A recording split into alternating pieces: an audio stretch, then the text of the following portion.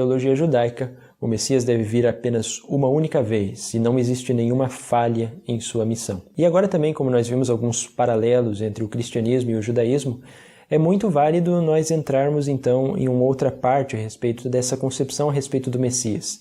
Então, quais são as diferenças que existem entre a expectativa a respeito do Messias dentro da religião judaica e uma expectativa sobre Messias dentro da religião cristã. E é isso, então, o que nós vamos observar agora. Basicamente, aquilo que deu apoio para o desenvolvimento da teologia dentro do cristianismo a respeito de um Messias que deveria sofrer pelos pecados da humanidade, que é normalmente aquilo que nós vemos nas religiões cristãs de hoje, em que se pede para aceitar a Jesus de Nazaré como seu salvador pessoal, ela é uma ideia que ela foi provavelmente gerada a partir de Isaías 53, em que nós temos a respeito do servo sofredor. Então, para nós compreendermos quais são as diferenças de perspectiva e de leitura exegética a respeito do cristianismo e sobre o judaísmo desse texto, vale nós conferirmos o que esse texto especificamente tem a nos dizer, então, em Isaías capítulo 53. Mas ele foi trespassado por causa das nossas transgressões, esmagado por causa das nossas iniquidades. Foi maltratado, mas livremente humilhou-se e não abriu a boca, como cordeiro conduzido ao matadouro. Mas o Senhor quis esmagá-lo pelo sofrimento.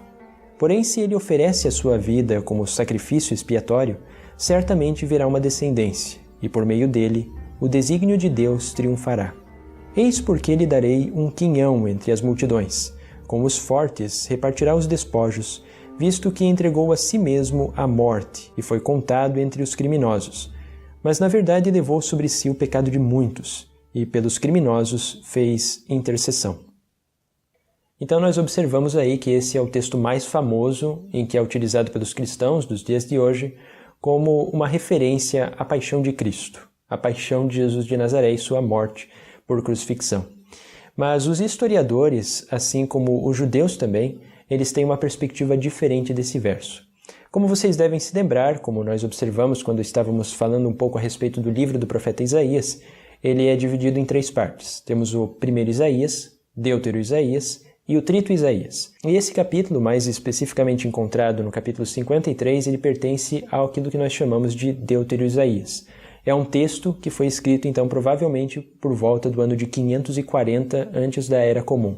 Então, cerca de mais ou menos uns 100 a 150 anos depois ainda do profeta Isaías. Então, não é o pensamento do profeta histórico Isaías que nós vemos aí, mas sim um pensamento posterior. E os historiadores, e não apenas estes, mas também teólogos cristãos liberais, e também a teologia judaica corrobora para esse mesmo pensamento, eles apresentam 4 evidências do porquê que esse texto não poderia ser considerado um texto que se refere a um Messias sofredor. A primeira questão é que nós vemos nesse texto, nesse poema do servo sofredor, a figura do servo como representando Israel, metaforicamente, em vários versos anteriores. Cerca de 8 vezes, quando se fala a respeito de um servo, se fala o meu servo Israel ou o meu servo Jacó. Então isso nos dá indício de que, na verdade, o que nós temos em Isaías 53 é uma figura de servo metafórica para simbolizar o povo de Israel. Uma segunda evidência que nós temos é justamente relacionada à datação desse livro, em que nós estamos então no final do exílio babilônico.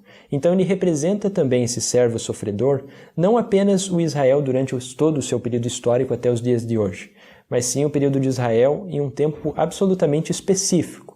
Está se referindo a Israel no período do exílio na Babilônia e talvez também a Israel no período do exílio assírio. É isso que está simbolizando esse texto. Uma outra evidência também que nós encontramos dentro do próprio texto, em que não se refere a uma figura messiânica em Isaías 53, é porque no capítulo 44, no final dele, também no início do capítulo 45, nós vemos a figura do Messias como sendo Ciro, o Grande.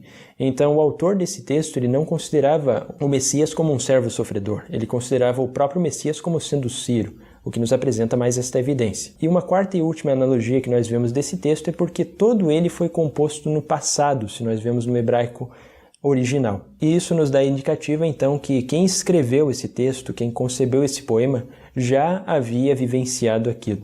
Ele não deve ser interpretado como um oráculo que iria acontecer cerca de 550 a 600 anos depois, com Jesus de Nazaré, mas sim deve ser concebido de acordo com a perspectiva histórica, naquilo que havia na mente de quem escreveu esse poema. Então essa é uma diferença que existe entre a concepção cristã e a concepção judaica a respeito de Isaías 53. Mas aqui também cabe salientar que os judeus eles não interpretam Isaías 53 apenas como o povo de Israel. Existem ainda outras interpretações que são válidas de nós concebermos.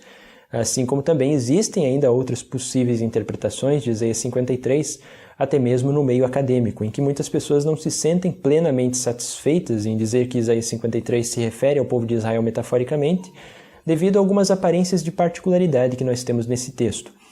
Então, em academia, se considera talvez que o servo sofredor de Isaías 53 seja talvez o próprio profeta, ou talvez o mestre do escritor que está desenvolvendo então esse poema. Mas essa não é uma opinião que é a majoritária. A majoritária é realmente que simboliza Israel. Mas agora, dentro do judaísmo, e principalmente dentro do material rabínico que nós encontramos, existem várias referências diferentes a Isaías 53. Alguns deles consideram que esse texto deveria se referir aos justos de Israel. Alguns deles consideram que esse texto deveria se referir ao próprio profeta Elias, e nós observamos alguns aspectos de sofrimento do profeta Elias também no livro da Sabedoria, no capítulo 48, verso 10.